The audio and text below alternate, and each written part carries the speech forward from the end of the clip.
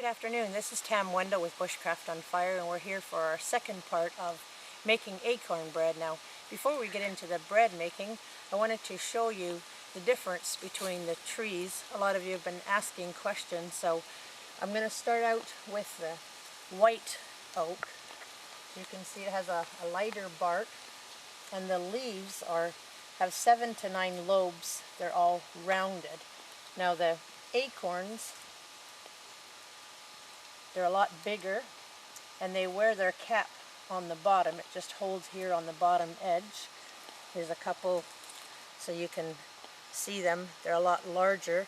And on the white oak, it has a very much lower concentration of tannin inside them, so they make a sweeter flour. So let's go take a look over at the red oak.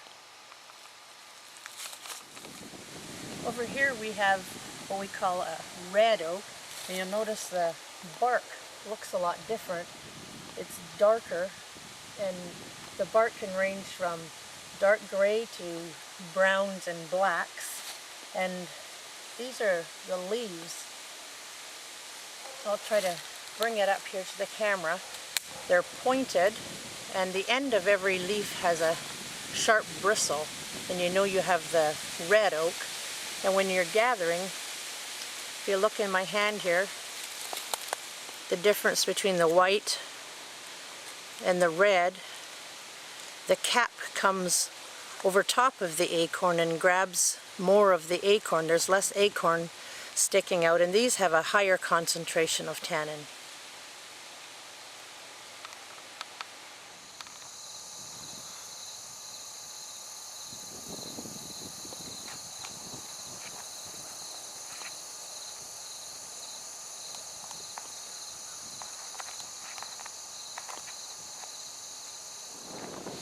Another of the oak trees that are very prevalent around here is this one over here, and I haven't positively ID'd it.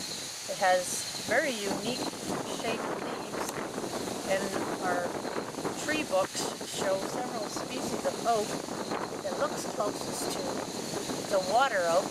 However, it's not near any water. And these are the acorns. A lot of work to pop all these little teeny acorns open to make them into flour. So from the choice that I have here, I tend to go for the white oak. Alright, so just to recap what we looked at, this would be the white oak, rounded lobed leaves, the larger acorn with a little hat sitting on top. The pointed with bristles is the red oak, and their cap holds the acorn in deeply. And then the water oak with the very small little acorns. Again, if any of you know a different name for this oak, I'd be happy to hear from you. We're in the house now, and I've completed shelling the acorns, so that'll be the empties, and over here are my shelled acorns.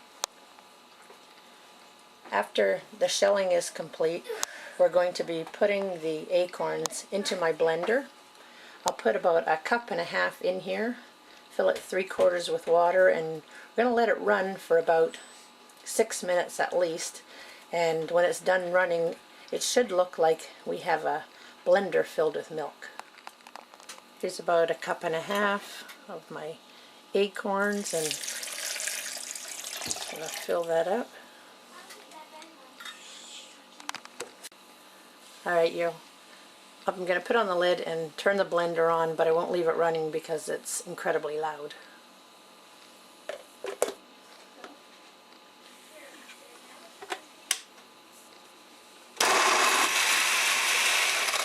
After the blender's been running for 5 or 6 minutes, we'll take a look inside. It looks like frothy milk. It has a light brown color to it, but the acorn has been chopped extremely fine. I put my blender on a liquefy setting on high.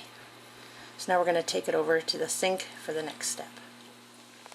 Okay, we have the blender filled with the liquid acorn meal, and here I have a brand new knee-high stocking.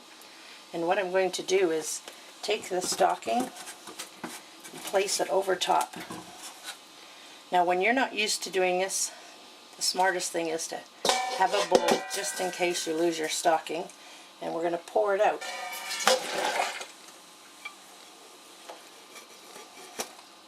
So now I have my acorn meal here, and here's the milky substance that's coming off. When this sits for a while, actually it forms a layer of acorn oil. I haven't figured out yet what to do with it, but hopefully one day I will. The next step now is to rinse out this pouch full of the acorn meal until we no longer get the white liquid coming out, and that's where all the tannin is.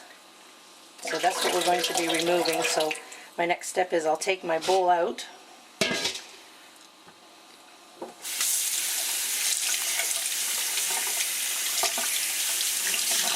and I'll just gently knead the pouch here. Now one thing is, if you have the white porcelain sink like I do, you generally don't end up with a white sink. The tannin turns your sink brown as you're working with it.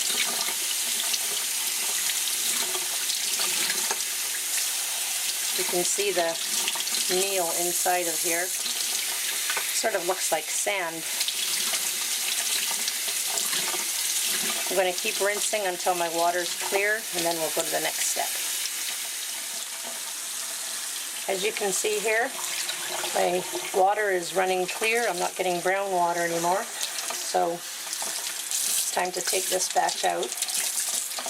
Shut off the water, give it a little squeeze, dry it out as best as I can. And you can already see the meal here. Well, there you have it.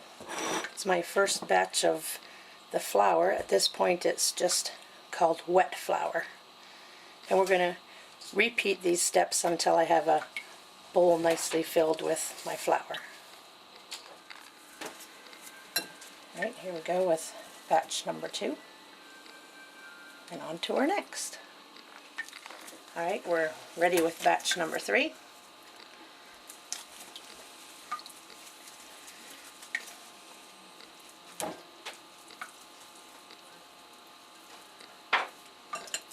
You can see my bowl is filling up quickly.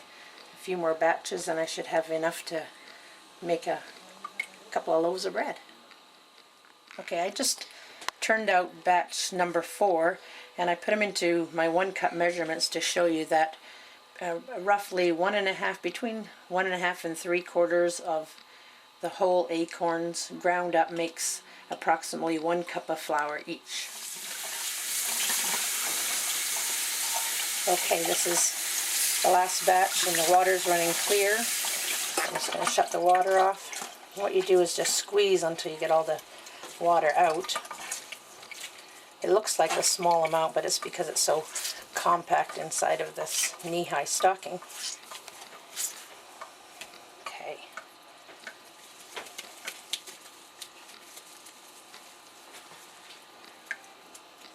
I'll add it to my bowl here. And this is what the flour looks like. It feels like well, it doesn't feel like sand because it's not gritty. It just feels like moist flour, I guess, would feel. And in the container beside here, I kept the liquid so you could see how the milky white went down to the bottom, and the water on top is the water with tannin, but there's a layer of thin oil. I did try to use it last year, but it was very bitter, so I still have to figure out what to do here. If I stir it up, you'll see the white milk-like that comes out of the acorn, which really is the tannin. Okay, here I have my 2 bowls of empty along with acorns that looked kind of nasty inside. And what I'll do is I'll throw these out near the deer, and the deer will nibble as well as the squirrels. And from those bowls, this is what I got for flour from the good old white acorn. Now some people remove the shells chop them up, and what I learned when I first started making acorn bread was to chop these up finely and put them in my oven and let them dry on the lowest heat. Well, I did that, and what I found when I tried to grind them was I began to destroy all my blenders in the house. So I went to this method where I chop them with water in the blender until it becomes this moist flour. And what I'm going to test is to put this wet flour in my dehydrator and see if I can come out with a dry flour.